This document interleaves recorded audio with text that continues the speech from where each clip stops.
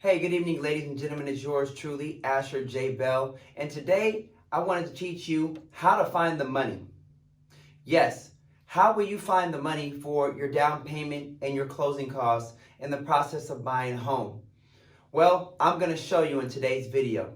So let's cut to the mustard.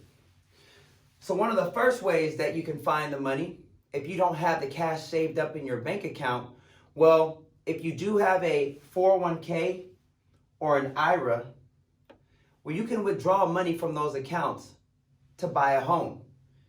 There's a few ways that you can do this and get creative with your financing.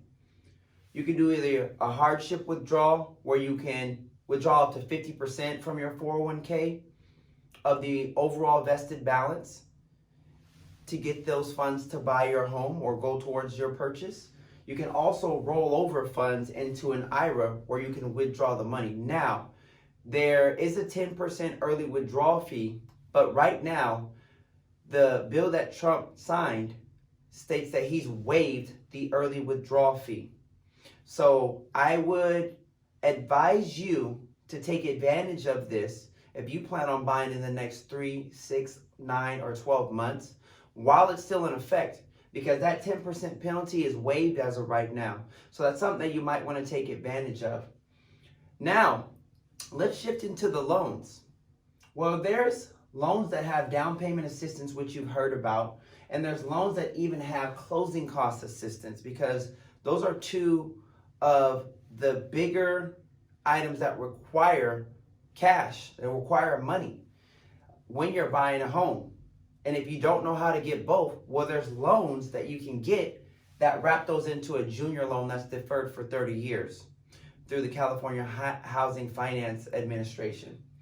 But you know what that depends on? That all depends on your credit score. That's why credit is so important. Yes, cash is king, but credit is power. Because if you don't have the money, credit will get you into a house. Therefore, you can start building equity. And then you can utilize that equity and leverage it in so many different ways. Now, let's move on to the next topic, which is going to be gift funds, right? We all know what a gift is. When you give something to somebody, well, there's also something called gift funds, which is permissible in the purchase process. That means you can get money from your grandparents, your mom, your dad, your cousin, your uncle, your brother, your sister. They can gift funds to you towards your down payment and your closing costs. Now, do you have insurance policies? Index universal life policies or annuities that you might be able to cash out? Well, you can use these funds to purchase your home. Multiple borrowers. So say you don't have enough income to qualify for a higher purchase price, and you're looking at a house that's $500,000 and you're only qualified for $350,000. Well, you can get multiple borrowers on one loan, meaning you can get 1, 2, 3, 4, even 5 if you needed to, together to come in on one loan so you can afford more on your purchase price. And the final thing I want to talk about is credits. So as a real estate agent, we're in the business of negotiation. Now, we don't always get everything that we try to negotiate for, but we can definitely take a shot at doing so. We can negotiate to have some of your closing costs wrapped into the deal to where you can get a credit from the seller. So, I just outlined multiple ways how you can find the money when it comes to buying a home. You don't have to have it all. And sometimes it's in places you don't even aware that it's there.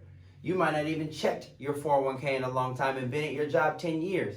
Probably got $100,000 in there. Well, you have access to those funds, and those funds can help you get keys to your house. So ladies and gentlemen, I just showed you how to find the money. So there's no excuse why you can't figure out how to find the money and get you and your family in a position to own and have a place that you call home. I thank you guys so much for watching, and I hope this video was helpful. Have a great evening. Signing out and checking in is yours truly, Asher J. Bell.